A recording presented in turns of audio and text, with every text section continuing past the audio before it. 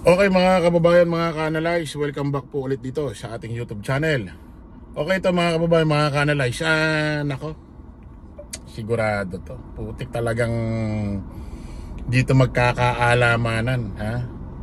Na kung saan, kasi alam nyo naman ho ito si Digong, mga kababayan, mga ka-analyze, lagi na lang ho nito pinamumuka na siya'y mahirap, walang pera.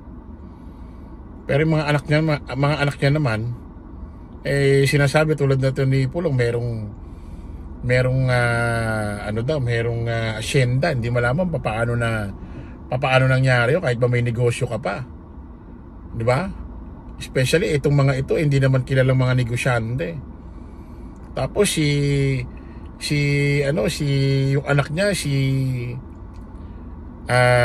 pangalan to, si Kitty Duterte, kung ano-ano mga piniplex na pera, piniplex na mga bag sa kanyang TikTok account.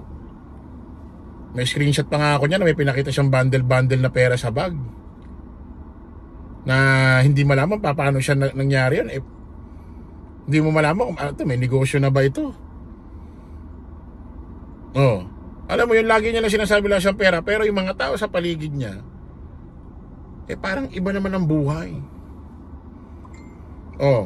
Ngayon to mga kababayan, pakinggan nyo ho itong balitang ito, ha?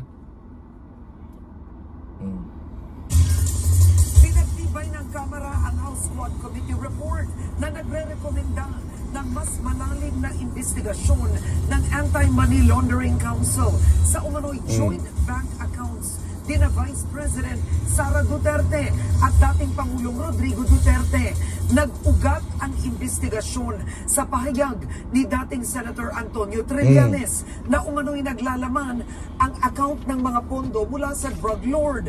Nauna nang sinabi ng pangalawang Pangulo na nagsisinungaling at walang basihan ang pahayag ni Trillanes. Inirekomenda rin ng Quadcom ang investigasyon sa alegasyong nag-uugnay kay Senator Bongo sa mga ito mga kababayan, Kamara nirekomenda na ang pag-iimbestiga ng AMLAC sa Duterte Bank accounts.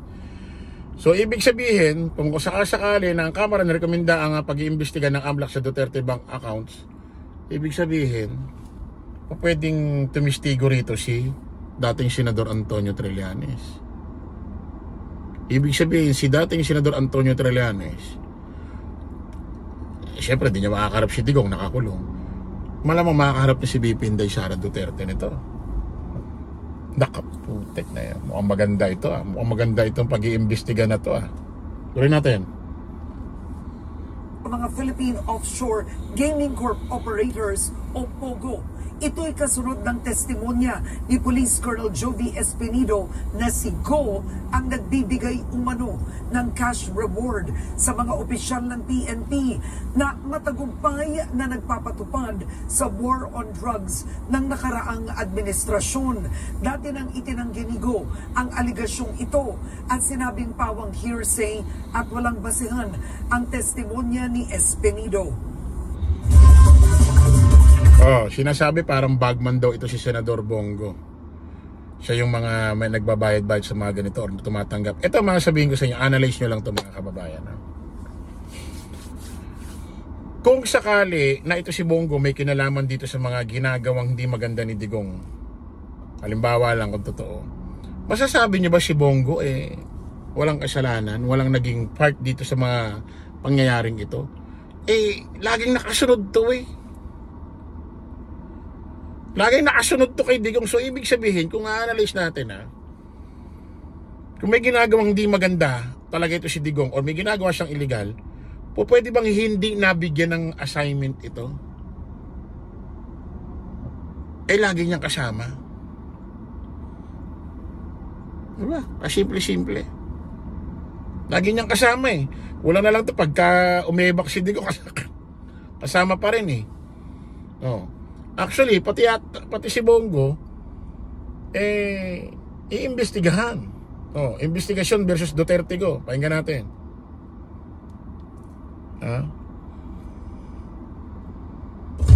Pinagtibay ng Kamara ang rekomendasyong imbestigahan ang sinasabing joint bank account ng mag-amang sina Vice President Sara Duterte at dating Pangulong Rodrigo Duterte. Sa report ng Quad Committee, inirekomenda sa Anti-Money Laundering Council na imbestigahan ang joint account ng mag-amang Duterte na pinaniniwala ang nakatanggap ng pera mula sa kalakalan ng illegal na droga.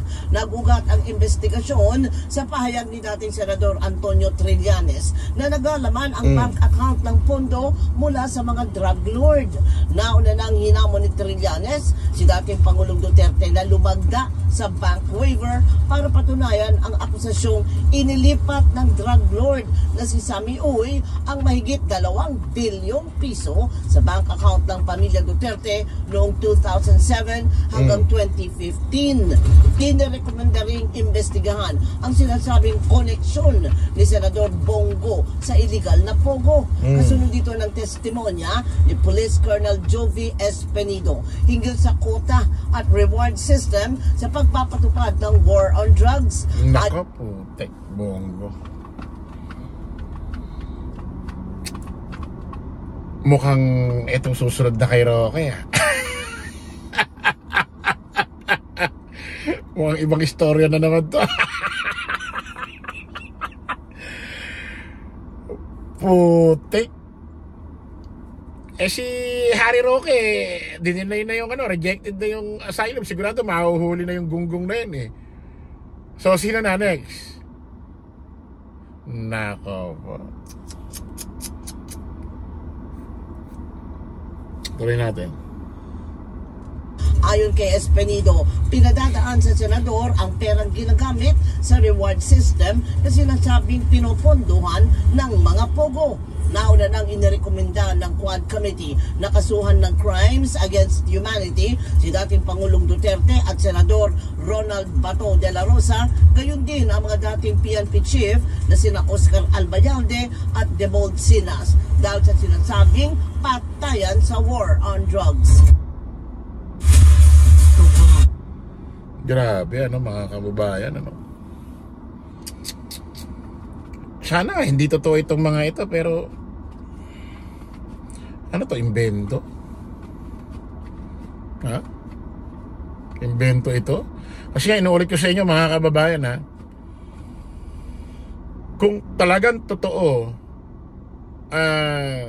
na may mga ginagawang illegalities or mga makakaliwang gawain ito si Digong, to si BP Inday Sara Duterte,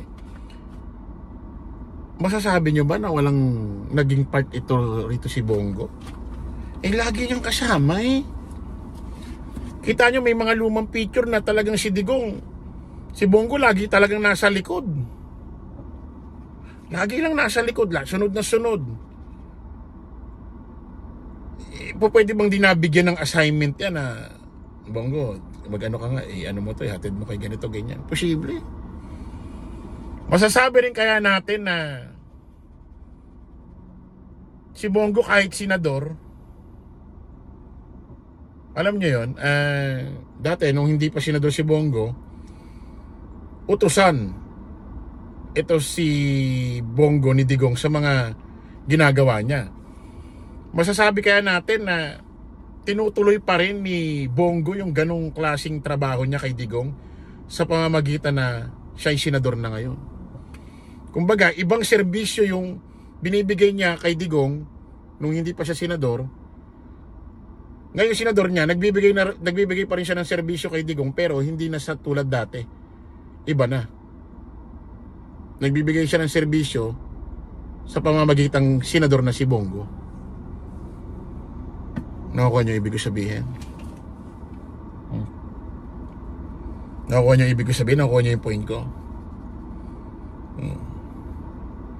Kumbaga, yung ginagawang serbisyo ni Bongo dati kay Digong nung hindi pa siya senador at hindi pa presidente si Digong, itinutuloy ngayon ni Bongo yung serbisyo niya na yon sa pamamagitan niyang senador.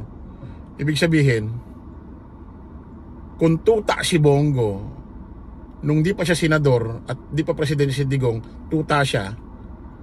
Ngayon naman senador na siya, naging presidente si Digong, hindi na siya tuta ngayon. Alam mo ano na siya? Pitbull.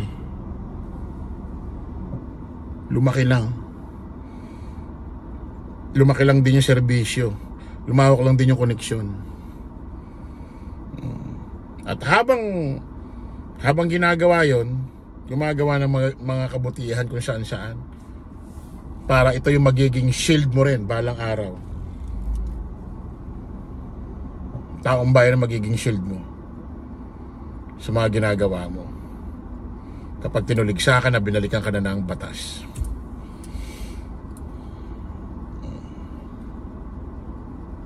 Ano nyo ibig sabihin? Okay, kita ulit tayo sa panibagong live, panibagong vlog. Bye-bye po.